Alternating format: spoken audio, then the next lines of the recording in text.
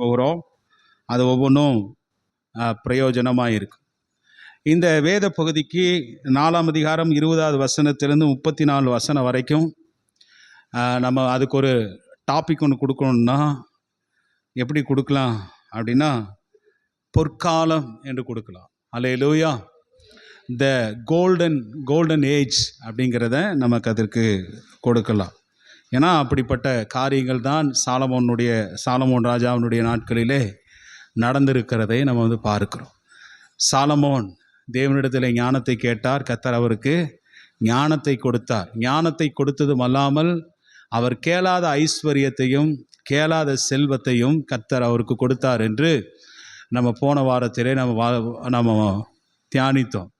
அது மாத்திரமல்ல, அவருடைய ஞானத்தை கேட்கிற ஜனங்கள் எல்லாரும் அவருக்கு இருந்த அந்த ஞானத்தை பார்த்து என்ன செய்தாங்க? பயந்தார்கள் என்று பார்க்கும். ராஜானிடத்தில் அப்படிப்பட்ட நியாயம் இருந்தது, அப்படிப்பட்ட நீதி இருந்தது, அப்படிப்பட்ட ஒரு ஞானத்திலே கர்த்தர் அவரை வைத்ததுனால ஜனங்கள் பொய் சொல்ல முடியல, ராஜானிடத்தில் பித்தலாட்டம் பண்ண முடியல. அப்படி ஒரு ஞானம் வெளிப்பட்டது. ஜனங்கள் பயந்திருந்தார்கள் என்று போன வாரத்தில் அதை நான் முடித்தேன்.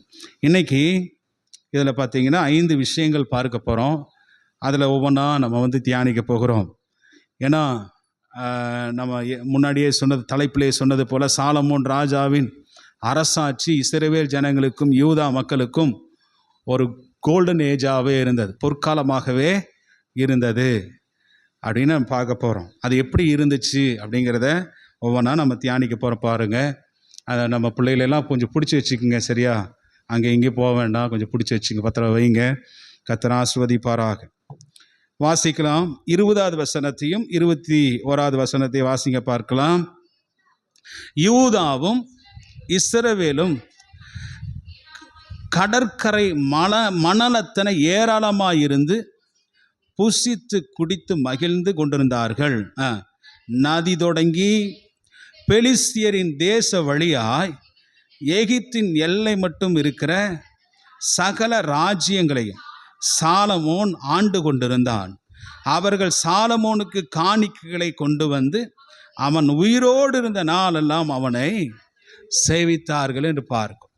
இந்த 2 வசனத்தில் நீங்கள் பார்த்தீங்கன்னா, சாலமோனுடைய நாட்களிலே, அதாவது யூதா ஜனங்களும் இஸ்ரவேல் மக்களும் கடற்கரை மணலத்தனை போல ஏராளமாக இருந்தார்கள் என்று பார்க்கிறோம். அல்லேலூயா. எண்ணிக்கைக்கே அடங்க முடியாத ஜனங்கள் கடற்கரை மணலத்தனை போல, அதை வானத்தின் நட்சத்திரங்களைப் போல அவர்கள் திரளாக இருந்தார்கள். ஆண்டவர் ஆபிரகாம் ஒருவனாய் இருக்கும்போது கர்த்தர் அவனை அழைத்தார். அவனுக்கு சொன்னார், 100 வயதில் ஒரு குழந்தை கொடுத்து உன் சந்ததி என்ன செய்யும்? வானத்தின் நட்சத்திரங்களைப் போல இருக்கும் என்று ஆண்டவர் சொன்னார்.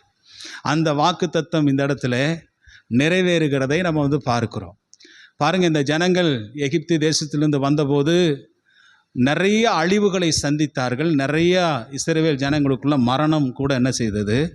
வந்தது. நம்ம ஒரு 2 வாரத்துக்கு முன்னாடி நம்ம தியானித்தோம். அதாவது தாவீது ராஜாவினுடைய நாட்களிலே அவன் ஜனத்தை எண்ணி தொகையிடும்போது, சாத்தானால் ஏவப்பட்ட போது ஒரு இஸ்ரவேல் ஜனங்களுக்குள்ளே ஒரு 70,000 பேர் மரித்து போனார்கள். அப்படி வனாந்தரத்திலே அநேக லட்சக்கணக்கான ஜனங்கள் இறந்து போனார்கள். இப்படி அந்த ஜனமே இல்லாத அளவுக்கு தாவீதுனுடைய நாட்கள் வரைக்குமே கொஞ்சம் ஜனமெல்லாம் குறைச்சது, யுத்தத்தில் எல்லாம் மரித்து போனார்கள். ஆனால் சாலமோனுடைய நாட்களிலே நாம் பார்க்கிறோம் என்ன அப்படின்னா, ஜனங்கள் எப்படி இருந்தாங்க? கடற்கரையான மணலத்தனையாக இருந்தார்கள், வானத்தின் நட்சத்திரங்களைப் போல இருந்தார்கள். இது பார்த்தீங்கன்னா ஆபிரகாமுக்கு கர்த்தர் கொடுத்த வாக்குத்தத்தம். அல்லேலூயா. ஆபிரகாமுக்கு கர்த்தர் வாக்குத்தத்தம் கொடுத்தார். ஆண்டவர் சொன்னார், உன்னை நான் பெருக பண்ணுவேன். அந்த வசனத்தை நீங்கள் வாசித்து பார்க்கலாமா? ஆதியாமத்தின் புஸ்தகம் 22ஆம் அதிகாரம் 17வது வசனத்தை நீங்கள் வாசித்து பாருங்கள். ஆதியாமத்தின் புஸ்தகம் 22:17 வாசிங்க பார்க்கலாம். நான் உன்னை ஆசீர்வதித்து உன் சந்ததியை வானத்தின் நட்சத்திரங்களைப் போல கடற்கரை மணலை போலவும் நான் பெருக பண்ணுவேன் என்றார். ஹல்லேலூயா. ஆண்டவருடைய வாக்குத்தத்தம் என்னைக்குமே நமக்கு பொய் சொல்லாது. ஆண்டவருடைய உடன்படிக்கையிலே கர்த்தர் ஆண்டவர் மாறவே மாட்டார். உடன்படிக்கை பண்ணினது அது எத்தனை தலைமுறையாக இருந்தாலும் அந்த உடன்படிக்கையை கர்த்தர் நிறைவேற்றுவார். ஹல்லேலூயா. பாருங்க, லட்சக்கணக்காய் கோடிக்கணக்கான ஜனங்கள் அங்கே வாழ்ந்தார்கள் என்று பார்க்கிறோம். அதே போல் கீழே இருக்கிற நம்ம வசனத்தை வாசித்தோம். என்னென்னா, அதாவது அடுத்த வசனத்தை கூட நீங்கள் 21வது வசனத்தில் நம்ம என்ன வாசிக்கிறோம்? நதி தொடங்கி பெலிஸ்தியர் தேச வழியாக எகிப்தின் எல்லை மட்டும் இருக்கிற சகல ராஜ்யங்களையும் சாலமோன் ஆண்டு கொண்டிருந்தான். சகல ராஜ்யம், எகிப்து கூட பெலிஸ்தியர் கூட இதெல்லாம் பெரிய ராஜ்யமாக இருந்தது. இந்த ராஜ்யங்களை கூட சாலமோன் என்ன செய்தார்? ஆண்டார் என்று பார்க்கிறோம். அடுத்தது அவர்கள் சாலமோனுக்கு காணிக்கைகளை கொண்டு வந்து அவன் உயிரோடு இருந்த நாளெல்லாம் வாழ்நாளெல்லாம் அவனை சேவித்தார்கள் அந்த ஜனங்கள். ஹல்லேலூயா. இது கூட பார்த்தீங்கன்னா ஆண்டவர் ஆபிரகாமுக்கு சொன்ன வாக்குத்தத்தமாய் இருக்கிறது. அந்த வசனத்தை நீங்கள் வாசிங்க. ஆதியாகமத்தின் புஸ்தகம் 15ஆம் அதிகாரம் 18வது வசனத்தை வாசிங்க. ஆதியாகமத்தின் புஸ்தகம் 15ஆம் அதிகாரம் 18வது வசனம். அந்நாளிலே கர்த்தர் ஆபிரகாமோடு கூட உடன்படிக்கை பண்ணி எகிப்தின் நதி துவங்கி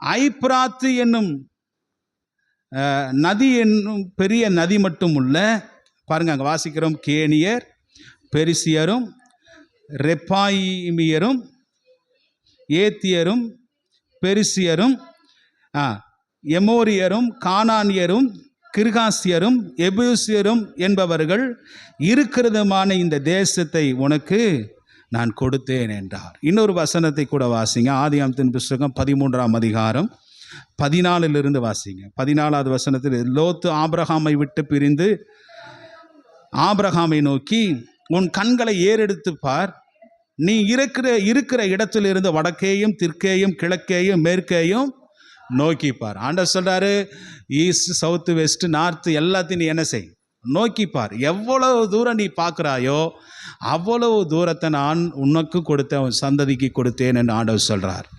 ஹல்லேலூயா. கீழே இருக்கிற வசனத்தை, உன் சந்ததியை பூமியின் தூளை போல பெருக பண்ணுவேன். ஒருவன் பூமியின் தூளை எண்ணக்கூடுமானால் உன் சந்ததி 15வது வசனம், நீ பார்க்கிற இந்த பூமி முழுவதையும் நான் உனக்கும் உன் சந்ததிக்கும் என்றைக்கும் இருக்கும்படி நான் கொடுத்து என்று பார்க்கிறோம்.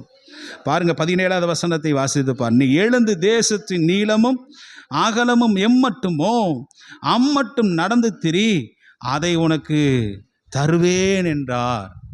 ஆண்டவர் கொடுத்தார், ஆபிரகாமுக்கு கொடுத்தார், அவன் சந்ததிக்கு கொடுத்தார். நீ எழுந்து எம்மட்டும் நடந்து திரிவாயோ அந்த மட்டும் நீ நடந்து திரி. வலது புறத்தில், இடது புறத்தில், கிழக்கில், மேற்கில், எல்லா பக்கம் எப்படியெல்லாம் நடந்து திரிவையோ அத்தனை தூரத்துக்கு நான் அந்த இடத்த உனக்கு சொந்தமாக நான் தரேன். உனக்கு மாத்திரமல்ல, உன் சந்ததிக்கும் நான் தரேன். உன் சந்ததி வானத்தின் நட்சத்திரங்களைப் போல இருப்பார்கள் என்று ஆண்டவர் வாக்கு கொடுத்தார். ஹல்லேலூயா. இங்கே வாசிக்கிறோம், திரளான கடற்கரையான ஜனங்களை கர்த்தர் அவனுக்கு தந்தார். வானத்தின் நட்சத்திரங்களைப் போல கர்த்தர் அவருக்கு ஜனங்களை கொடுத்தார் என்று பார்க்கிறோம். நீதிமொழிகளின் புஸ்தகம் 14ஆம் அதிகாரம் 28வது வசனத்தை நீங்கள் வாசித்து பாருங்க. ஒரு ராஜாவுக்கு எது மகிமையாக இருக்க முடியும்? வாசிங்க பார்க்கலாம். ஜன திரட்சி ராஜாவின் மகிமை. அடுத்தது ஜனக்குறைவு தலைவனின் முறிவு.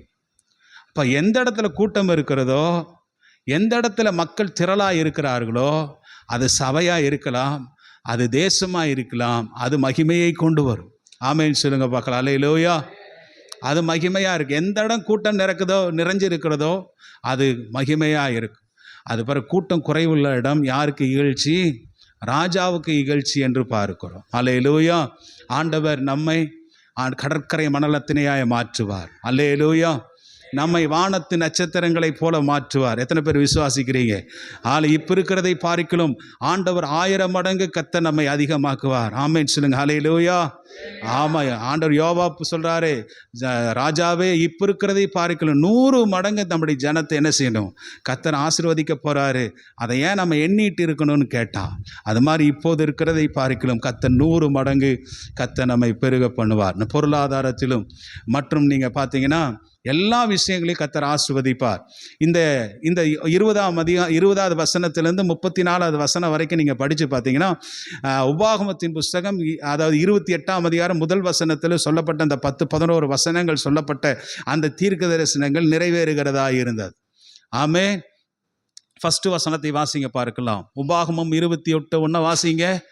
இன்று நான் உனக்கு விதிக்கிற உன் தேவனாகிய கர்த்தருடைய கட்டளைகளின்படி எல்லாம் நீ செய்ய கவனமாயிருக்கும்படி அவருடைய சத்தத்துக்கு உண்மையாய் நீ செவி கொடுப்பாயானால் உன் தேவனாகிய கர்த்தர் உன்னை பூமியில் உள்ள சகல ஜாதிகளிலும் கர்த்தர் உன்னை மேன்மையாக வைப்பார். இதில் பார்த்தீங்கன்னா கையின் பிரயாசத்தை ஆசீர்வதிப்பார். நீ போக்கிலும் வருத்திலும் கர்த்தர் உன்னை ஆசீர்வதிப்பார். மாப்பு செய்கிற தொட்டி கலசங்கள் எல்லாம் ஆசீர்வதிக்கப்பட்டிருக்கும். நீ கர்த்தருடைய நாமத்தினாலே அறியப்பட்டிருப்பாய். வானத்தின் பலகணிகளை கர்த்தர் திறந்து இடம் கொள்ளாமல் போகும் மட்டும் கர்த்தர் உன்னை ஆசீர்வதி. இந்த 28:1 வாசிக்கிற அந்த பிளஸ்ஸிங்ஸான அத்தனை வார்த்தைகளும் சாலமோனுடைய நாட்களிலே இந்த 20வது வசனத்திலிருந்து 34வது வசனம் வரைக்கும் பழித்ததை நம்மளால் பார்க்க முடியும். ஹல்லேலூயா. இப்போ பாருங்க, ஃபர்ஸ்ட் விஷயம் என்னது? ஜனத்திரட்சி நிறையா இருந்தது. அது ராஜாவினுடைய மகிமையாக இருந்தது என்று பார்க்கிறோம். தாவீதின் நாட்களிலே ஒரே போராட்டம், பிரச்சனை, சண்டை, ஜனக்குறைவு இருந்தது. ஆனால் இங்கே பாருங்க, ஜனத்திரட்சி இருந்தது. அது ராஜாவுக்கு மகிமையை கர்த்தர் கொடுத்தது. ஹல்லேலூயா.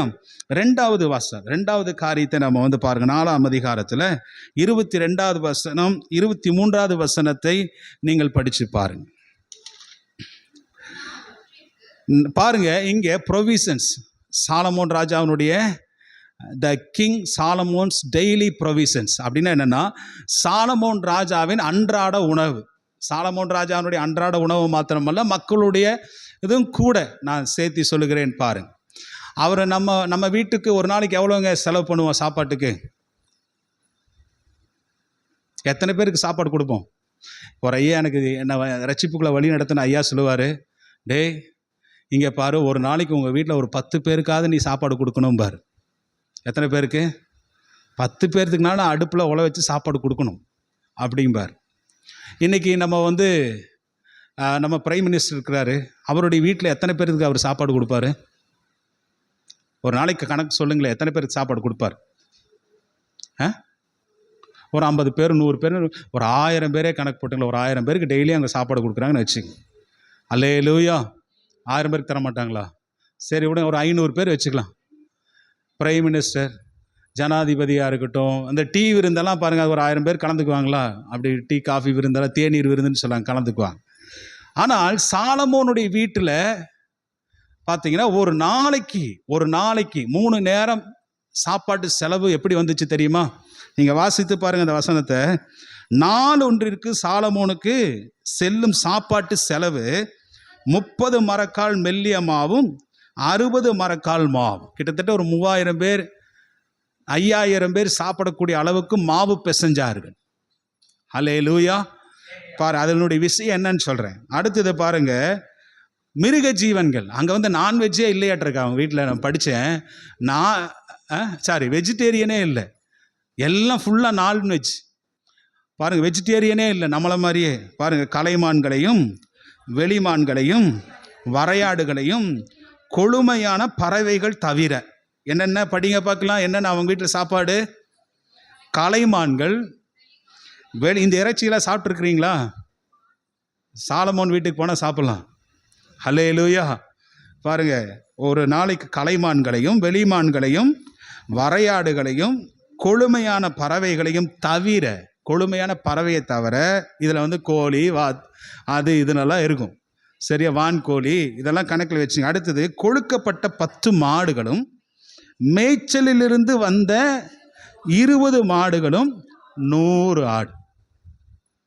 100 ஒரு ஆடு 20 கிலோன்னு கணக்கு வச்சா கூட 5000 அதாவது எத்தனை பேர் சாப்பிட முடியும்? 100 ஆட்டை 2000 பேர் சாப்பிட்லாமா? அதுக்கு மேலே சாப்பிட்லாம். ஆனால் இங்கே ஒரு சரித்திர ஆசிரியர் சொல்கிற, ஒவ்வொருத்தரும் ஒரு மாதிரி சொல்கிறாங்க. ஒரு 2 பேர் ஒரே விஷயத்தை சொல்கிறாங்க. ஒரு நாளைக்கு 5000 பேர்லேருந்து கிட்டத்தட்ட 4000 to 5000 அப்படி சொல்கிறாங்க. 4000 5000 பேர் சாலமோன் வீட்டில் சாப்பிட்டுவாங்களாம். அங்கே சாலமோன் வீட்டுக்கு போனவே விருந்து தான். நிறைய பேர் சாப்பாட்டுக்கு எங்கே போவாங்க? சாலமோன் ராஜா வீட்டுக்கு போவார்கள். ஆனால் சாலமோன் ராஜா வீட்டுக்கு சாப்பிட்றதுக்கு இஸ்ரவேல் ஜனங்கள் போனதாக நம்ம பைபிளில் வாசிக்கல. ஏன்னா அவங்க வீட்டிலேயே ஆகாரம் கொழுத்து இருந்தது. இவங்களுடைய ராஜாக்களுடைய நாட்களில் அவங்க வீட்டுக்கெல்லாம் போய் சாப்பிட வேண்டிய அரசியல். ஆனால் யாருக்கு இவர் ஆகாரத்தை கொடுத்தார்? ஏழை ஜனங்களுக்கும் கொடுத்துருக்கணும். அதே நேரத்தில் அதிபதிகளுக்கு கொடுத்தார். அது மாத்திரமல்ல, எப்பவுமே சாலமோனுடைய அரண்மனை ஸ்தம்பித்து இருக்கும். ஏன்னா உலகத்திலிருந்து சுற்றிலும் இருந்த ஜனங்கள் எல்லாம் அவனுடைய ஞானத்தை கேட்பதற்கு அவன் வீட்டுக்கு வருவாங்க என்று பார்க்கிறோம். 34வது வசனத்தை நீங்கள் படித்து பாருங்க. 34வது வசனம், சாலமோன் ஞானத்தை குறித்து கேள்விப்பட்ட பூமியின் சகல ராஜாக்களிடத்திலும் இருந்து நானா ஜாதியான ஜனங்கள் ஞானத்தை கேட்கிறதற்கு வருவார். எப்படி ஒரு நாளைக்கு 5000 பேர் வந்துட்டு போவது வழக்கமாக இருந்ததுனால எப்பொழுதுமே பொங்க வைங்கடா அப்படின்னு 100 ஆடு, கலைமான்கள், பறவைகள், மிருக ஜீவன்கள், மாடு எல்லாத்தையும் என்ன செய்வான்? வர்றவங்களுக்கு எல்லாமே நான்வெஜ் சாப்பாடு. அல்லேலூயா. நல்ல ராஜ விருந்து அவங்களுக்கு கிடைத்தது என்று நம்ம பைபிளில் வாசிக்கிறோம். இங்கே ஒரு கணக்குப்படி 5000 பேருக்கு அவர் போஷித்தார். நம்முடைய ஆண்டவராகிய இயேசு கிறிஸ்துவை நீங்கள் கம்பேர் பண்ணி பாருங்க. நம்முடைய ஆண்டவராகிய இயேசு கிறிஸ்து சாலமோனினும் பெரியவர். அல்லேலூயா. அவர் ஒரு நேரத்துக்கு எத்தனை பேருக்கு சாப்பாடு கொடுத்தாரு? புருஷர்கள் மாத்திரம் 5000 பேர். இந்த ஜனங்கள் ஆகாரத்திற்காக பரிதபிக்கிறார்களே, எங்கே போவாங்கன்னு சொல்லி சாயந்தர வேலையாயிடுச்சேன்னு சொல்லி ஆண்டவர் அந்த ஜனங்களை போஷித்தார். 5 அப்பத்தையும் 2 மீனை கொண்டு 5000 புருஷர்கள் போஷித்தார்கள். என்னுடைய கணக்கின்படி நீங்கள் பார்த்தீங்க அப்படின்னா ஒருத்தனுக்கு ஒரு மனைவியும் 2 பிள்ளைகள் இருந்தால் கூட 20000 பேர் கணக்கு வந்திருக்கும். ஒரு நேரம் நம்முடைய ஆண்டவராய் இயேசு கிறிஸ்து போஷித்த அந்த போஜனத்தின் விவரம் என்ன? 20000 பேருக்கு கர்த்தர் போஷித்தார். நம்முடைய தேவன் சாலமோனிலும் பெரியவர். ஹல்லேலூயா. நம்முடைய தேவன் சரீர பிரகாரமான நம்முடைய உணவு, நம்முடைய சரீரத்திற்கு மாத்திரம் என்ன சில போஷிக்கிறவர் அல்ல, வயிற்றை நிரப்புகிறவர் மாத்திரம் அல்ல. நம்முடைய தேவன் ஆன்மீகத்தையும் ஆண்டவர் நமக்கு உணவாக கர்த்தர் தருகிறார். ஹல்லேலூயா. பைபிள் சொல்லுது, நீங்க வாசித்து பாருங்க. யோவான் சுவிசேஷம் 6ஆம் அதிகாரம் 27வது வசனம். இந்த சம்பவத்தை தான் அப்படியே நம்ம படிக்கிறோம். யோவான் சுவிசேஷம் 6ஆம் அதிகாரம் 27வது வசனம்.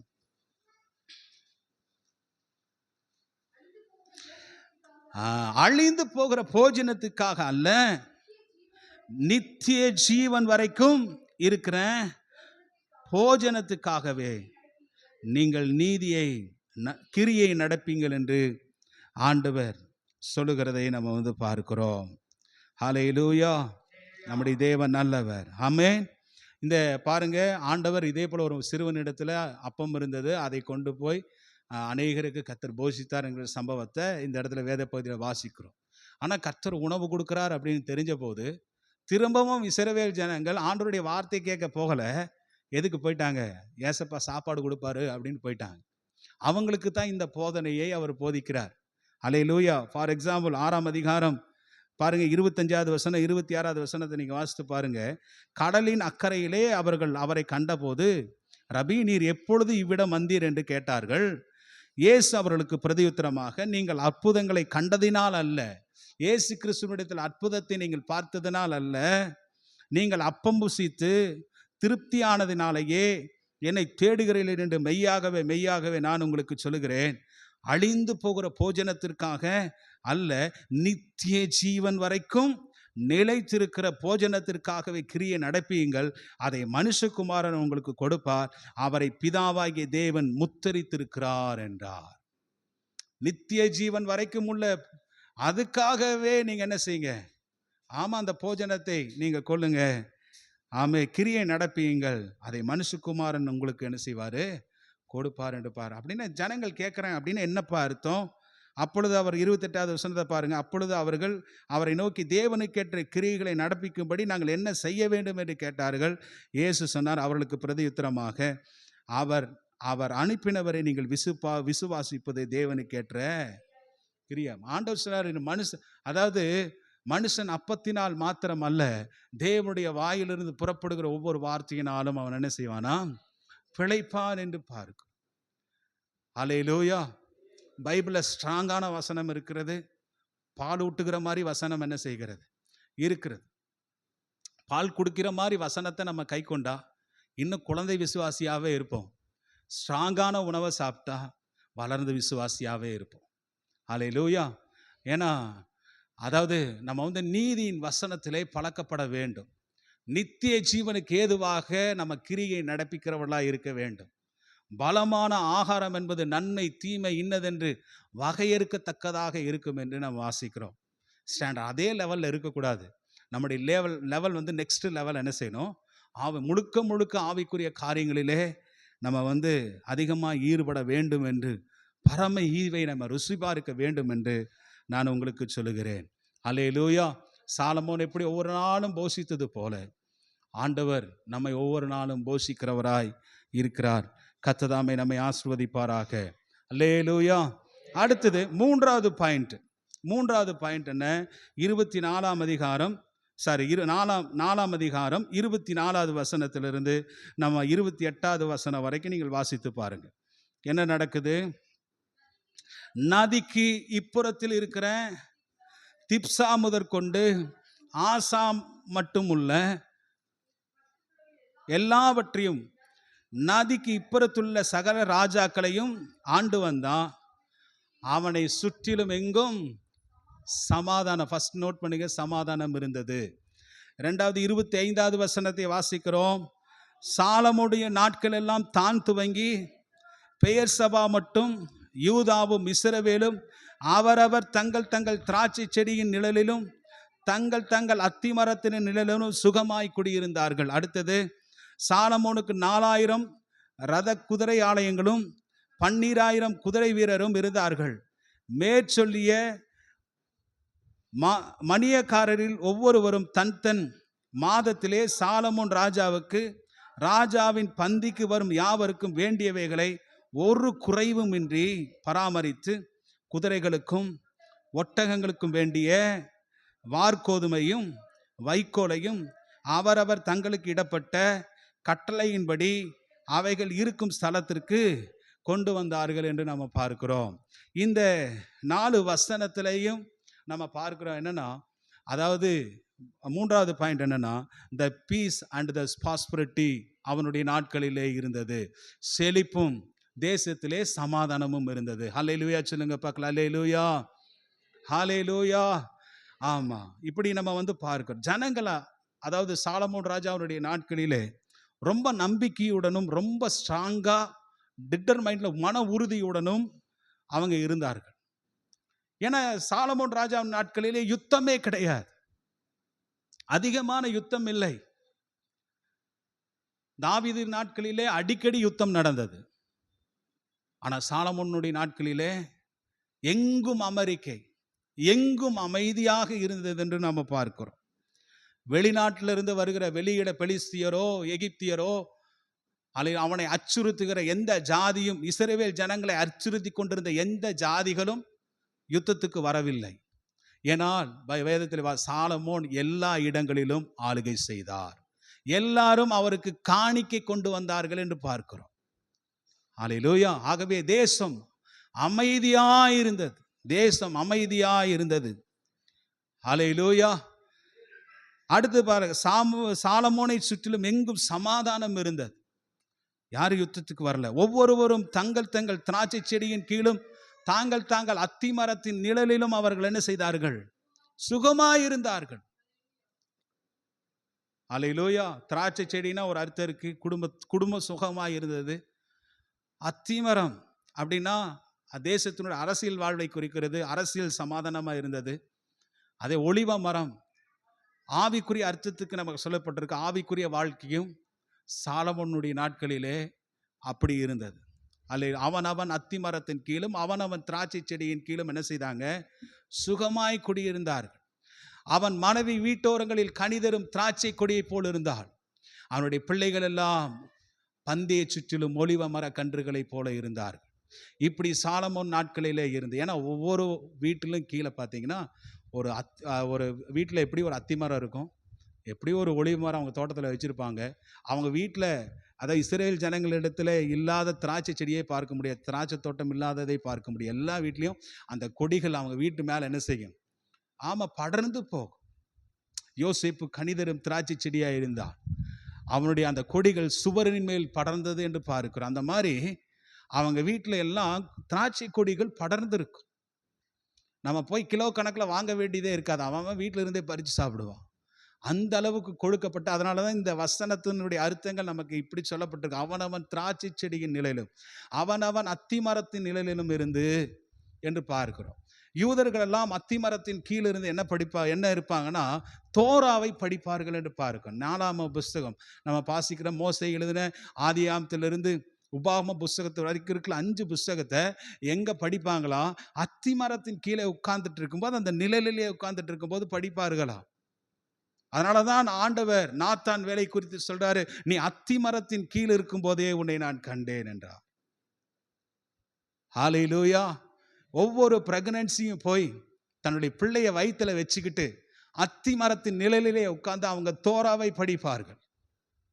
அதனாலதான் அவன் வயிற்றில் இருக்கும் போதே ஆண்டவர் அவனை சொல்லிட்டார், உன் தாய் அத்தி மரத்தின் கீழ் இருந்து நீ தோராவை படிச்சதுனால, அந்த வார்த்தைகள் உனக்குள் வந்ததுனால, அத்தி மரத்தின் நிழலிலே இருக்கும் போதே நான் உன்னை கண்டுபிடித்தேன், உன்னை நான் அறிந்து, எனக்கு அப்பவே தெரியும் ஆண்டவர். அதான் நாத்தான் வேலை குறித்து சொல்லுகிறார். ஹல்லேலூயா. எல்லாத்துக்கும் ஒரு அர்த்தம் இருக்குதுங்க. தேசம், திராட்சை செடி, ஒலிவ மரம், அத்தி மரம் எல்லாமே செழிப்பை காண்பிக்கிறது, ஆசீர்வாதத்தை காண்பிக்கிறது. அவன் நாட்களிலே பார்த்தீங்கன்னா ராஜா அதாவது மக்களுடைய திராட்சை தோட்டத்தையும் எடுக்கவில்லை, அத்தி மர தோப்புகளையும் எடுக்கவில்லை, ஒலிவ மர தோப்புகளையும் ராஜா எடுக்கவில்லை. ஆனால் ராஜான்னா கப்பம் கட்டணும், ஜனங்கள் ஏதாவது கொண்டு போய் கொடுக்கணும் அப்படிங்கிற விதிமுறைகள் சாமுவேல் தீர்க்கதரிசி சொல்லி இருந்தார். அவன் உனக்குள்ள எல்லாவற்றையும் எடுத்துக்கொள்வான். ஆனால் ஜனங்களை ராஜா ஒருபோதும் எடுத்துக்கொள்ளவில்லை. அவங்களுக்கு உண்டான ஒன்றையும் எடுத்துக்கொள்ளவில்லை. ஜனங்கள் ஆசீர்வாதமாய் இருந்தார்கள். தேசத்திலே ஜனங்களும், ராஜாக்கள் ஆசீர்வாதமாய் இருந்தார், ராஜா ஆசீர்வாதமாய் இருந்தார், ஜனங்களும் ஆசீர்வாதமாய் இருந்தார்கள். ஹல்லேலூயா. எப்படி ராஜா அவங்க வீட்டில் விருந்து கொண்டாடினது போல இஸ்ரவேல் மக்களுடைய வாழ்க்கையிலும் ஆசீர்வாதம் இருந்தது. அவர்கள் புசித்து குடித்து கொண்டாடி கொண்டிருந்தார்கள் என்று பார்க்கிறோம். அந்த வசனத்தை நீங்கள் வாசித்து பாருங்கள். 1 ராஜாக்கள் 20வது வசனத்தை 4:20 வாசிங்க. யூதாவும் இஸ்ரவேலும் கடற்கரை மணலத்தனை ஏராளமாயிருந்து புசித்து குடித்து, ஹல்லேலூயா. ஜனங்கள் எப்படி இருந்தாங்களாம்? பயந்து கொண்டிருக்கல, யாராவது நம்மளை அச்சுறுத்திடுவார்கள் என்று நினைக்கல. அவங்க புசித்து குடித்து கொண்டாடி கொண்டிருந்தார். டெய்லி செலிப்ரேஷன் தான், டெய்லி நல்லா இருந்தார்கள் ஜனங்கள். அதனாலதான் சாலமோனுடைய ராஜ்யம் பொற்காலமாக இருந்தது என்று அதற்கு நம்ம தலைப்பை கொடுக்கிறோம். ஹல்லேலூயா, ஹல்லேலூயா. பாருங்க, சாலமோன் என்றாலே என்ன அர்த்தம் தெரியுமா? சாலமோன் என்றாலே என்ன அர்த்தம்? சமாதானம் என்ற அர்த்தம். ஏன்னா சாலமோன்ங்கிற வார்த்தை சாலேம் என்று மருவி வந்தது. சாலேம் என்றால் என்ன? சமாதானம் என்ற அர்த்தம். ஹல்லேலூயா. ஆமா, சமாதானம். அவர் பேரே சமாதானம். எங்கும் ஓய்வு. 40 வருஷங்க, 1 வருஷம் 2 வருஷம் இல்லை. இஸ்ரவேல் ஜனங்கள் எத்தனை வருஷம் சந்தோஷமா இருந்தாங்க?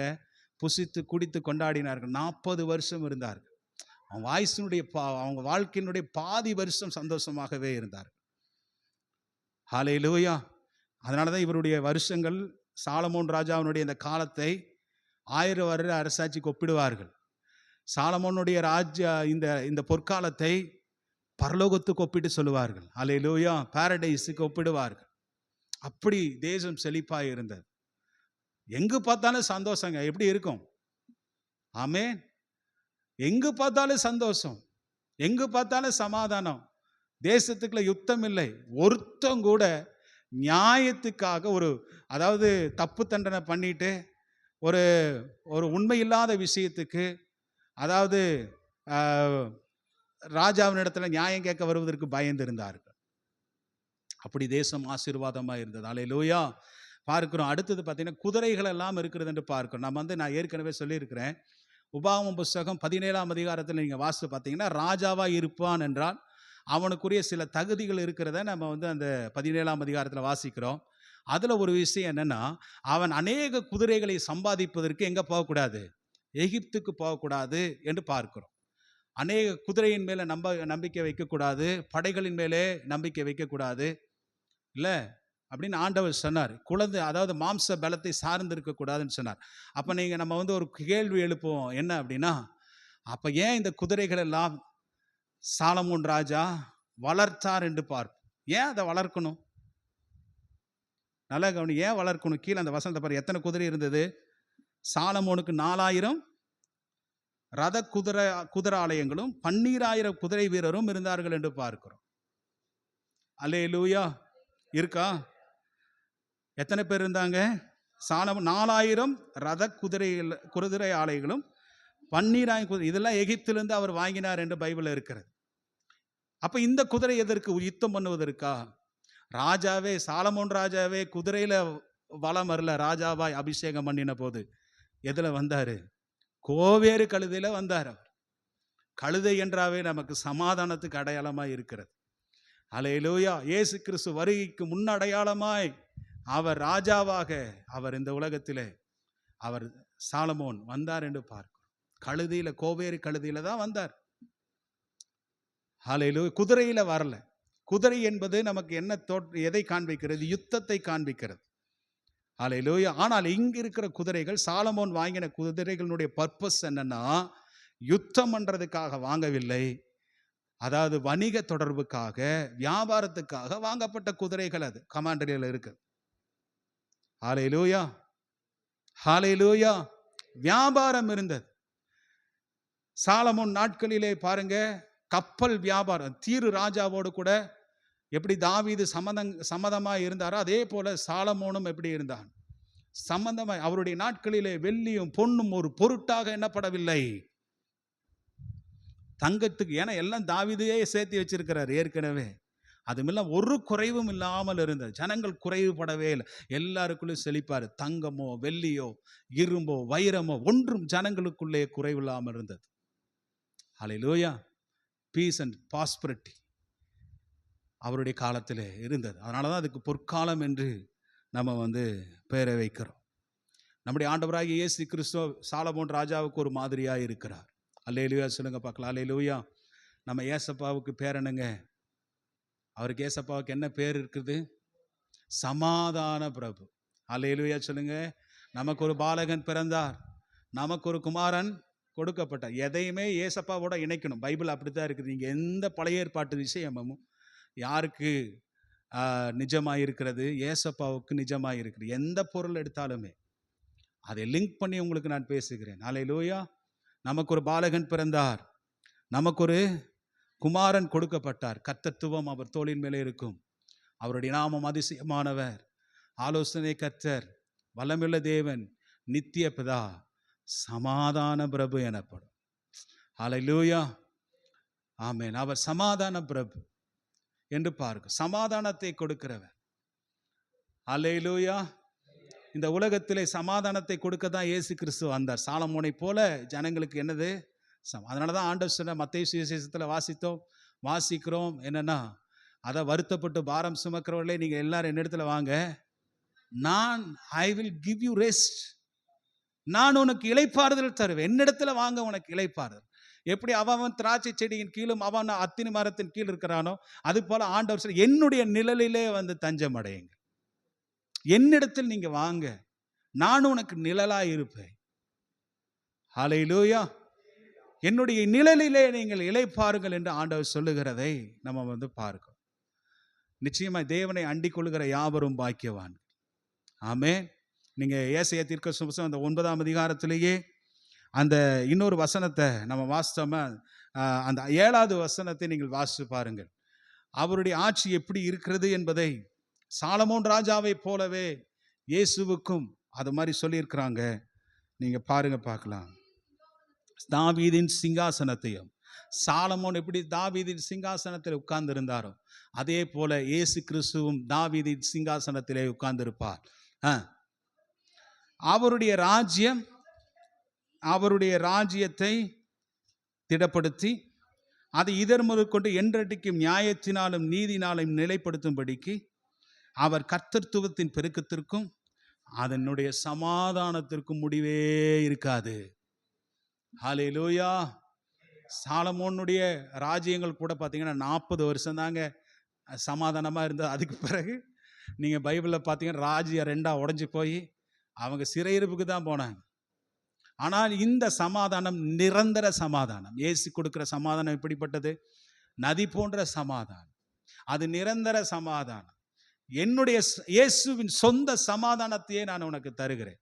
அதை ருசி பார்த்தவங்களுக்கு தான் அது தெரியும். உனக்கு நிறைய பிரச்சனை இருக்கலாம், நிறைய பாடு இருக்கலாம், பண கஷ்டம் இருக்கலாம், சூழ்நிலைகள் இருக்கலாம், அடுத்த நேரத்துக்கு என்ன பண்ணுறதுனே தெரியாமல் இருக்கலாம். ஆனால் தேவனுடைய சமாதானம் எனக்குள்ளே இருக்கும்போது அது என்ன செய்யாது? அதோட மற்ற காரியங்கள் எல்லாம் நமக்கு பெருசாகவே தெரியாது. பாருங்க, நம்ம சந்திக்கப்படும். அல்லேலூயா. தேவைகள் சந்திக்கப்படும். பாருங்க, ஆண்டவர் நிச்சயமாய் உங்களுக்கு அந்த சமாதானத்தை கொடுப்போம். அதனால தான் பிலிப்பியருக்கு எழுதின நிருபத்தில் அப்போஸ்தலனாகிய பவுல் சொல்லாரு, நம்ம புத்தி கெட்டாத தேவ சமாதானம் உங்களுடைய இருதயங்களையும் சிந்தனைகளையும் ஆளுகை செய்யும் என்று பாரு. ஆமென். ஆமாம், அது பரிசுத்த ஆவியினாலே நமக்கு கொடுக்கப்படுகிற சமாதானமாக இருக்கிறது. கர்த்தர் நம்மை ஆசீர்வதிப்பார். இங்கே பாருங்க, ஜனங்கள் எல்லாம் புசித்து குடித்து சந்தோஷமாக இருந்தார்கள். வேதம் சொல்லுது, சபை அப்படி அல்ல, தேவனுடைய ராஜ்யம் அப்படி, இயேசு கிறிஸ்துவின் ராஜ்யம் அப்படி அல்ல. தேவனுடைய ராஜ்யம் என்பது புசிப்பும் குடிப்பும் அல்ல, அது நீதியும் சமாதானமும் பரிசுத்த ஆவியினால் உண்டாகும் சந்தம். சாலமோனுடைய ராஜாவின் நாட்களை விட இயேசு கிறிஸ்து நம்ம ஆளுகை செய்யும் போது இந்த ராஜ்யம் புசிப்பு குடிப்புமானதல்ல, அது நீதியும் உங்களுக்கு சமாதானமும் பரிசுத்த ஆவியினால் உண்டாகும் சந்தோஷமாக இருக்கிறது. ஹல்லேலூயா. ஆமாம். அடுத்தது இந்த குதிரை குறித்து நம்ம பார்த்துட்டோம். அடுத்தது என்னன்னா, 4வது விஷயம் சாலமோனுடைய விஸ்டம், சாலமோன் ராஜாவினுடைய ஞானம் என்பதை நம்ம பார்க்கிறோம். ஆண்டவர் சாலமோன் ராஜாவுக்கு 1 ராஜாக்கள் 3ஆம் அதிகாரம் 5வது வசனத்திலேயே அவர் ராஜ்யத்தில் உட்கார்ந்து கிபியோனிலே போய் பலியிடும்போது அன்று ராத்திரியிலே கிபியோனில் கர்த்தர் என்ன செய்கிறாரு? தரிசனமாகி பாருங்க, சொப்பனத்திலே தரிசனமானார் என்று பாருங்க. கரெக்டாக சொல்லணும். சொப்பனத்தில் நம்ம கனவு கண்டிருக்கும் போது அந்த கனவுல கர்த்தர் தோன்றினார். கர்த்தர் தோன்றி உனக்கு என்ன வேண்டும் என்று உன்னை விரும்புகிறதை என்னிடத்தில் கேள் என்றார். அப்போ அவர் சொல்ற, இந்த இத்தனை ஏறத்தனையான ஜனங்களை நான் விசாரிப்பதற்கு நியாயம் தீர்ப்பதற்கு என்னால் முடியாது, ஆகவே எனக்கு ஞானமுள்ள இருதயத்தை தாரும் என்று கேட்டார். ஆமென்.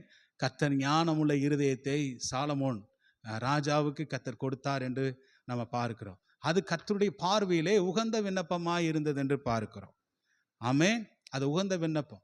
அவர் கேட்காத ஐஸ்வர்யத்தையும் கர்த்தர் கொடுத்தார், அவர் கேட்காத செல்வத்தையும் கர்த்தர் மகிமை கனத்தையும் சேர்த்து கொடுத்தார் என்று அந்த வேத பகுதிகளிலே நம்ம வாசிக்க முடிகிறது. இங்கே பாருங்க, 4ஆம் அதிகாரம் அந்த 29வது வசனம் 30, 31, 31லேருந்து 32, 35 வரைக்கும் அந்த வசனங்களை எல்லாம் நீங்கள் வாசித்து பாருங்க.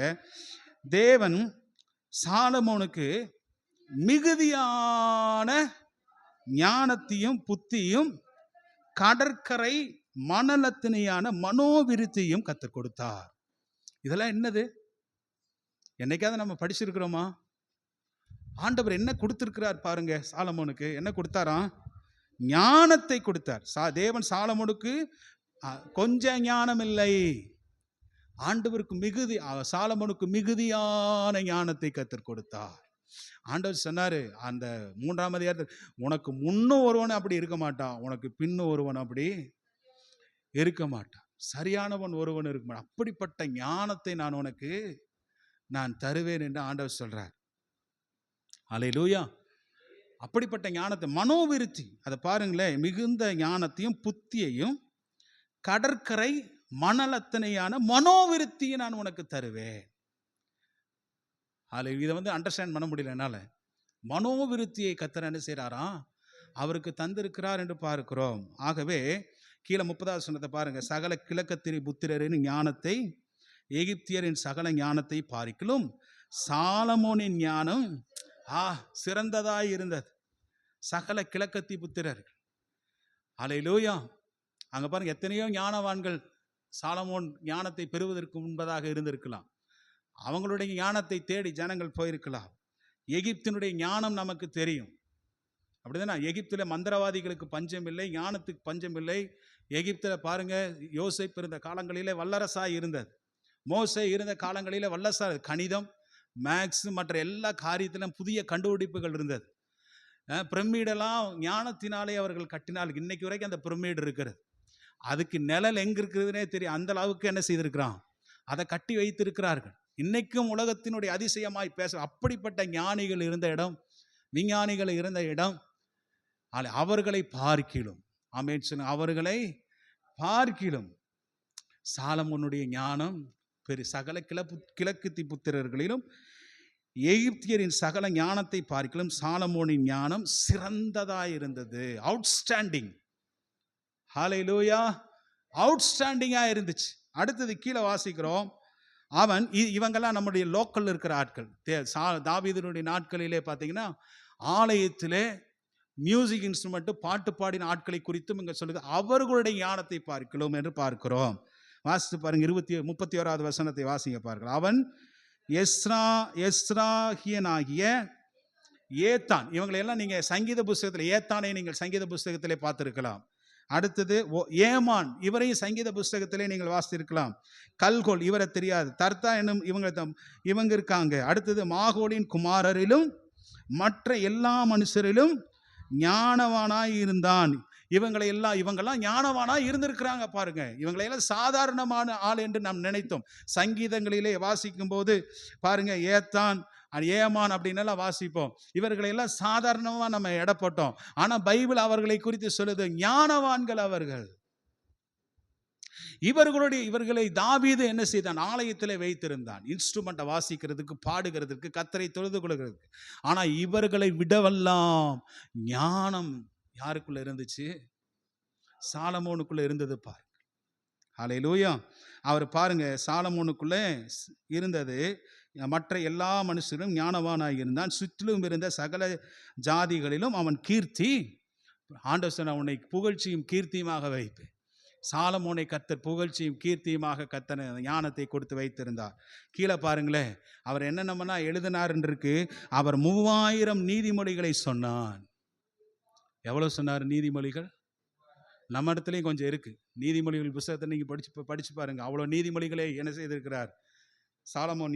ஞானத்தை குறித்தும், நீதிமானை குறித்தும், மிருக ஜீவன்களை குறித்தும், ஒரு மனுஷ வாழ்களை குறித்தும் பல மொழிகளை, நீதிமொழிகளை, எனக்கு 3000 நீதிமொழிகளை அவர் எழுதியிருக்கிறார். அதனை நீங்கள் படிச்சு பாருங்க. அடுத்தது, அவருடைய பாட்டுகள் 1005. அதில் ஒரே ஒரு பாட்டு ஒன்று தாவீது சாலமோனை பற்றி எழுதினது அப்படின்னு இருக்கு. அதை தாவீதுக்கு சேர்ந்தது. 72வது சங்கீதம், அதை விட்டுருங்க. 127வது சங்கீதத்தை யார் எழுதினா தெரியுமா நமக்கு? சாலமோன் எழுதினார். 127வது சங்கீதம் நமக்கு என்ன சொல்லுது? கர்த்தர் வீட்டை கட்டாராயில் அதன் கட்டுகிறவனுடைய பிரயாசம் விருதா. கர்த்தர் நகரத்தை காவாராயில் காவலாளர்கள் விழித்திருக்கிறது விருதா. படிங்க. நீங்க அதிகாலை எழுந்து தரித்து வருத்தத்தின் அப்பத்தை சாப்பிடுகிறதும் விருதா.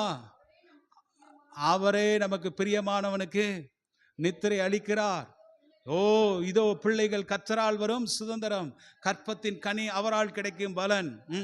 வால வயதின் குமாரர்கள் கர்த்தர் அம்பரா துணிக்கு ஒப்பாய் இருக்கிறார்கள். அவர்களை அம்பார துணியிலே நிரப்பின புருஷன் பாக்கியவான். அவர்கள் நாணமடையாமல் ஒளிமுக வாசலிலே சத்துருக்களோட பேசுவார், சத்துருக்களோட எதிர்த்து நின்று பேசுவார். அல்லேலூயா. பலவான் கையில் உள்ள அம்புகளுக்கு ஒப்பாய் இருக்கிறார். அவைகளால் அம்பார துணியை நிரப்பின புருஷன் பாக்கியவான். இப்படி எல்லாம் 127வது சங்கீதத்தை வாசிக்கிறது. 127வது சங்கீதத்தை சாலமோன் ஞானி எழுதினார். ஹல்லேலூயா. பிரசங்கின் புஸ்தகத்தை அவர் தான் எழுதினார். எல்லாம் மாயையன் எழுதுவார். சாலமோன் எழுதின உன்னத பாட்டின் புஸ்தகத்தை பார்க்கிறோம். ஆண்டவருக்கும் அவருக்கும் உள்ள ஒரு உறவு, ஒரு காதல் வடிவிலே எழுதி வைத்திருப்பார். ஹல்லேலூயா. இப்படி 1005 பாட்டுகளை அவர் எழுதினார். கீழே வாசித்து பாருங்களேன். எதுவுமே வீட்டில் பாட்னி விடலை, அடுத்து அது பயாலஜி ஒன்றும் விடலை. எல்லாம் என்னென்னமெல்லாம் அவருக்கு தெரிஞ்சதை எல்லாத்துலேயும் பாட்டு பாடினார், கவிதை எழுதினார். ஹல்லேலூயா. கீழே இருக்கிற வசனத்தை பாருங்க. அவன் 3000 நீதிமொழிகளை சொன்னான். அவனுடைய பாட்டுகள் 1005. பாருங்க, லீபனோனில் இருக்கிற கேதுரு மரங்கள் முதற்கொண்டு செடியில இருக்கிற ஈசோப்பு பூண்டு வரைக்குங்க. செடியில செவுத்துல முளைக்குது பாருங்க ஈசோப்பு பூண்டு, அந்த பூவிலிருந்து ஈசோப்பு பூண்டு வரைக்கும் உள்ள மரம் முதலிய தாவரங்களை குறித்தும் மிருக ஜீவன்கள், ஜுவாலஜி, இதுல பார்க்கிற எல்லாமே இருக்கு. படிக்கிற பிள்ளைகள் பாடம் படிக்கிற எல்லா சப்ஜெக்ட் இதுல என்ன செய்யுது? ஆமா இருக்கு பாருங்க. என்னது? தாவரங்கள் இருக்கிறது, செடி கொடிகள் இருக்கிறது, மரங்கள் இருக்கிறது, மிருகங்கள் இருக்கிறது, பறவைகள் இருக்கிறது, ஊரும் பிராணிகள் இருக்கிறது, மச்சங்கள், மீன்களை குறித்து, கடலிலே இருக்கிற மீன்கள், ஆறுகளிலே இருக்கிற மீன்கள், இவைகளை குறித்து வாக்கியங்களை அவன் சொன்னான். ஹல்லேலூயா. ஒன்ன கூட விடல. பிள்ளைகள் படிக்கிற எல்லாத்தையும் குறித்து வாக்கியங்கள் என்ன செய்தான்? அவன் சொன்னான். ஹல்லேலூயா. கர்த்தர் அந்த அளவுக்கு ஞானத்தை அவனுக்கு கொடுத்து வைத்திருந்தார் என்று பார்க்கிறோம். ஆண்டவராகிய இயேசு கிறிஸ்து அப்படிதான், அவருக்குள்ள எல்லா பொக்கிஷங்களும் அடங்கி இருக்கிறது என்று வேதத்திலே வாசிக்கிறோம். பாருங்க, ரோமர் எழுதின நிருபத்தை நீங்கள் வாசித்து பாருங்க. ஆமென். ஹல்லேலூயா. போதும். சாலமோனுக்கு கர்த்தர் அந்த மிகுதியான ஞானத்தை கர்த்தர் கொடுத்தார். இப்படியெல்லாம் அந்த பாடல்களையெல்லாம் பாடி அநேகரை அவர் உற்சாகப்படுத்தி, எந்த விடும்பு பாருங்க, சேபா ராஜஸ்திரி வரா, அவனிடத்துல பல விடுகதைகளை கேட்கிற, எல்லா விடுகதைக்கும் அவன் என்ன செய்யறான்? பதில் சொல்லுகிறான். அவன் ஆச்சரியப்படுறா. இவனுடைய பாருங்க, இப்ப இவர் இது மட்டும் பண்ணல, ஒரு மிகப்பெரிய ஆலயத்தையும் கட்டினார். அது அடுத்த வாரத்தில் நம்ம படிக்க போறோம். மிகப்பெரிய ஆலயத்தை கட்டினார். அந்த ஆலயம் மட்டும் இடிக்கப்படவில்லை என்றார். இன்னைக்கு வேர்ல்டுல அதுதான் முதல்ல, நம்ம தாஜ்மஹால் மாதிரி, எகிப்துடைய பிரமிடு மாதிரி, இன்னைக்கும் அது என்ன செய்திருக்கும்? உலக அதிசயத்தில் ஒன்றாக இருந்திருக்கும். ஆமென் சொல்லுங்க. ஹல்லேலூயா. இது எத்தனை பேர் இடிச்சு தள்ளிட்டான்? இடிச்சு கட்ட வேண்டியதாக இருந்தது.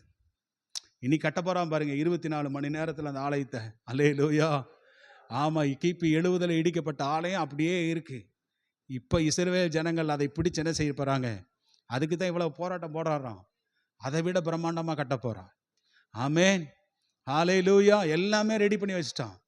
பார்க்குறோம், அந்த சிவப்பு கடாரி கூட ட்ரையல் பார்த்துட்டான்னு. ஆமென். எப்போ என்ன நடக்கும்ன்றது உலகத்தில் நமக்கு தெரியவே தெரியாது. எல்லாம் நடந்து கொண்டிருக்கிறது. அவ்வளோ ஞானத்தை கத்த தரார். ஆண்டவரிடத்தில் ஞானத்தை கேட்ட கத்த நிச்சயமாக ஞானத்தில், ஒருவன் ஞானத்தில் குறைவுள்ளவனாயிருந்தால் என்று பார்க்கிறோம், அவனுக்கு சம்பூரணமான ஞானத்தை கத்த தருகிறார் என்று பார்க்கிறோம். அவன் விசுவாசத்தில் குறைவில்லாமல் அந்த ஞானத்தை நீ எதை சம்பாதிக்கிற இல்லையோ, ஞானத்தை சம்பார். ஏன்னா ஞானத்தை அதனுடைய வலது கையிலே தீர்க்காயுசும், அது இடதுகளை செல்வமும் கனமும் இருக்கிறது என்று நீதிமொழிகள் புஸ்தகத்திலே நான் வாசிக்கிறோம். ஹல்லேலூயா. ஞானத்தை கண்டடைகிறவன் பாக்கியவான். கர்த்தருக்கு பயப்படுதலை ஞானத்தின் ஆரம்பம் என்று பார்க்கிறோம். ஹல்லேலூயா. இப்போ எதை கேட்குறோமோ இல்லையோ, ஆண்டவரிடத்தில் ஞானத்தை நீங்கள் கொடுங்க. ஆண்டவரே, அந்த குடும்பத்தை கட்டுவதற்கு ஞானம் தன் வீட்டை கட்டி என்று பார்க்கிறோம். ஹல்லேலூயா. குடும்பத்தை கட்டுவதற்கு, நான் வேலை செய்வதற்கு எனக்கு அந்த ஸ்கில்ஸை நான் தரணும், அந்த காரியத்தை எனக்கு நீங்கள் தரணும் தேவனிடத்தில் கேட்டால், ஆண்டவர் நிச்சயமாக அதை தருவதற்கு நம் தேவன் வளம். கடைசியாக 34வது வசனத்தை நீங்கள் வாசித்து பாருங்கள். சாலமோனின் ஞானத்தை குறித்து கேள்விப்பட்ட நானா ஜாதிகளிலுமிருந்து அவனுடைய ஞானத்தை கேட்கிறதற்கு வந்த நானா ஜாதியான ஜனங்களும் அதை கேட்கிறதற்கு வந்தார்கள் என்று நம்ம பார்க்கிறோம். பார்த்தீங்கன்னா, எப்போவுமே நான் சொன்னேன், எப்பொழுதுமே சாலமோன் வீட்டில் 5000 பேர் என்ன செய்வாங்க? கூடி வருவாங்க. புறஜாதிகள் அநேகர் கூடிய நானா ஜாதிகள் என்று பார்க்கிறோம். எல்லாம் நாலா பக்கத்திலிருந்து ஜாதிகள் என்ன செய்தாங்க, கூடி வந்தாங்க. அவங்க வீட்டில் விருந்து கொடுத்தது மாத்திரமா. எதுக்காக சாலமோன் ராஜாவினுடைய வீட்டுக்கு அரண்மனைக்கு வந்தாங்க? அவனிடத்திலிருந்து ஞானத்தை கற்பிப்பதற்காக வந்தார்கள். அல்லேலூயா. அவருடைய வீடு பார்த்தீங்கன்னா, அதாவது சாலமோன் ராஜாவினுடைய அரண்மனை கற்பிக்கிற இடமாகவே இருந்தது, கற்றலுக்குரிய இடமாகவே இருந்தது. ஆமென். அல்லேலூயா. எல்லாத்தையும் பாருங்க, அந்த வசனத்தை திரும்ப ஒருக்க படிச்சு பாருங்க. நான் அந்த வசனத்தை வாசிங்க. நானா திசையிலும் இருந்து வந்தார்கள், சாலமோனின் ஞானத்தை குறித்து கேள்விப்பட்ட பூமியின் சகல ராஜாக்களிடத்திலும் இருந்து நானா ஜாதியான ஜனங்களும் அவனுடைய ஞானத்தை கேட்கிறதற்கு. அந்த அளவுக்கு கர்த்தர் மனோவிருத்தியும் ஞானத்தையும் மிகுதியான ஞானத்தையும் கர்த்தர் அவனுக்கு கொடுத்திருந்தார். ஹல்லேலூயா. ஒரு பெரிய ரெக்கார்டுங்க, ஒரு பெரிய ரெக்கார்டு. உலகத்தில் இருக்கிற எல்லாரும் அவனிடத்து ஏதாவது ஆலோசனை கேட்பதற்கு, குடும்ப பிரச்சனையை தீர்க்கிறதுக்கு வந்தார். போன வாரம் நான் சொன்ன பார்த்தீங்களா, அவர் ஃபஸ்ட்டு சிங்காசனத்தில் கர்த்தர் ஞானத்தை கொடுத்துட்டார்.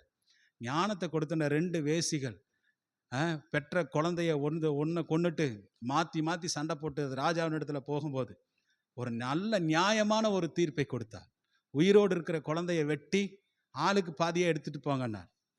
உயிரோடு இருக்கிற அந்த பிள்ளையினுடைய தாய் சொன்னா, வேண்டாம் வேண்டாம், அவளுக்கே நீங்கள் கொடுத்துருங்க. அந்த கடைசி வசனத்தை வாசிங்க, 3ஆம் அதிகாரம் கடைசி வசனம் இன்னொரு தடவை ரிப்பீட் பண்ணுங்க பார்க்கலாம். ராஜா தீர்த்த இந்த நியாயத்தை இஸ்ரவேலர் எல்லாரும் கேள்விப்பட்டு நியாயம் விசாரிக்கிறதுக்கு தேவன் அருளின ஞானம் ராஜாவுக்கு உண்டென்று இஸ்ரவேல் ஜனங்கள் எல்லாரும் பயந்திருந்தார்கள். ஹல்லேலூயா. ராஜாவினிடத்துல வர்றதுக்கே பயப்படுவான். ஏன்னா பொய் சொல்ல முடியாது, எந்த கோல்மால் பண்ண முடியாது, ராஜா கண்டுபிடிச்சிருவார். அவர்கிட்ட போனால் நீதியான தீர்ப்பு என்ன செய்யும். அதனால தான் அவர் பிரசங்கின் புஸ்தகத்தில் எழுதுறாரு. நான் இதை திரும்ப ரிப்பீட் பண்ணுறேன். பிரசங்கின் புஸ்தகம் பாருங்க, 8ஆம் அதிகாரம் 1வது வசனத்தில் ஞானம் முகத்தை என்ன செய்யுமா, பிரகாசிக்கும். 10 பிரசங்கின் புஸ்தகம் 7ஆம் அதிகாரம் 19வது வசனத்தில் சொல்றாரு. அதாவது 10 அதிபதிகளை, திறமையான நாலேஜ் உள்ள ஞானியான பயங்கரமான 10 அதிபதிகளை பார்க்கிலும் ஞானமே அதிக பலவானாய்க்கு. ஸ்ட்ரென்த் உள்ள அதிபதியை பார்க்கிலும் ஒரு மனுஷனுக்கு ஞானம் இருந்துச்சுன்னா அது என்ன செய்யுமா, ஆமாம், அவனை பலப்படுத்தும் என்று பார்க்கும். பிரசங்கி 9:18 வாசித்தோம். போர் ஆயுதங்களை விட அவர் ஞானமே நல்லது என்று பார்த்தோம். அல்லேலூயா. இப்படி ஞானத்தை இவ்வளவு எழுதி வைத்திருக்கிறார். அல்லேலூயா. இதே போல தாங்க இயேசு கிறிஸ்துவுக்குள்ளே இருக்கிற ஞானத்தை தருகிறவர் கர்த்தரே. ஏசப்பாவே ஞானம். எனக்கு இந்த வார்த்தையை ஒன்று விவரிக்கவே முடியல. ஏசப்பா தான் யாரு? ஞானம் என்று பார்க்கிறோம். அவரிடத்துல ரோமருக்கு எழுதின நிருபம் 11:33 வசனத்தை வாசிங்க. தேவனுடைய ஐஸ்வர்யம் ஞானம் அறிவு என்பவர்களின் ஆழம் எவ்வளவா இருக்கிறது, அவரிடத்துல அவ்வளவு இருக்கிறது. கொலோசியருக்கு எழுதின நிருபம் 2ஆம் அதிகாரம் 3வது வசனத்தை வாசிச்சு பாருங்க. அவருக்கு ஞானம் அறிவு என்கிற பொக்கிஷங்கள் என்ன செய்து அடங்கி இருக்கிறது என்று பார்க்கிறோம். அதனால இங்க ஞானத்தை கேட்டா கர்த்தர் என்ன செய்றாரு, அவரை தேடி அநேக ஜனங்கள் வந்தார்கள். அவருடைய வார்த்தையை கேட்க அநேக ஜனங்கள் அவரை தேடி வந்தார்கள். அவர் கிருபையுள்ள வார்த்தைகளை அவர் பிரசங்கித்தார் என்று நம்ம பார்த்தோம். அல்லேலூயா. அப்போ சாலமோனுடைய நாட்களிலே அந்த காலங்கள் எப்படி இருந்தது? பொற்காலமாக இருந்தது. ஒன்று நான் சொன்னேன், ஜனங்கள் எப்படி இருந்தாங்க? கடற்கரை மணலத்தனையாக இருந்தாள். 2வது வாசிக்கிறோம், ப்ரொவிஷன்ஸ் டெய்லி. அவனுடைய ப்ரொவிஷன்ஸ் எப்படி இருந்தது? அவ்வளவு வெள்ளா இருந்தது, பஞ்சமே இல்லை. அல்லேலூயா. புசித்து குடித்தார்கள். அடுத்து பார்க்கிறோம், பீஸ் இருந்தது, பாஸ்பரிட்டி இருந்தது. அல்லேலூயா. அடுத்தது பாருங்க, அவ்வளோ ஞானத்தை கர்த்தர் என்ன செய்தார்? சாலமோனுக்கு கொடுத்திருந்தார். அடுத்தது அவனுடைய அரண்மனை ஒரு ஞானத்தை கற்பிக்கிறவருடைய இடமாக இருந்ததாக என்று நம்ம பார்த்தோம். இதே போல நம்முடைய வீட்டை நம்ம சபையும் கர்த்தர் மாற்றுவாராக. ஹல்லேலூயா. சாலமோனிலும் பெரியவர் இங்கே இருக்கிறார் என்று சொன்னார். ஹல்லேலூயா. நம்முடைய தேவன் சாலமோனிலும் பெரியவர். ஆமென். நமக்கு பெரிய காரியங்களை செய்வார். நம்மையும் இந்த பொற்காலத்தை போல நம்முடைய காலங்களை கர்த்தர் மாற்றுவார். கர்த்தர் தாமே நம்மை ஆசீர்வதிப்பாராக. ஆமென். நம்ம எல்லாரும் எழுந்திருக்கலாமா? எழுந்திருங்க பார்க்கலாம். எழுந்திருந்து நம்ம எல்லாரும் ஜெபிக்கலாம். 1000 வருட அரசாட்சியே, அந்த பாட்டு எடுங்க. ஹalleluya.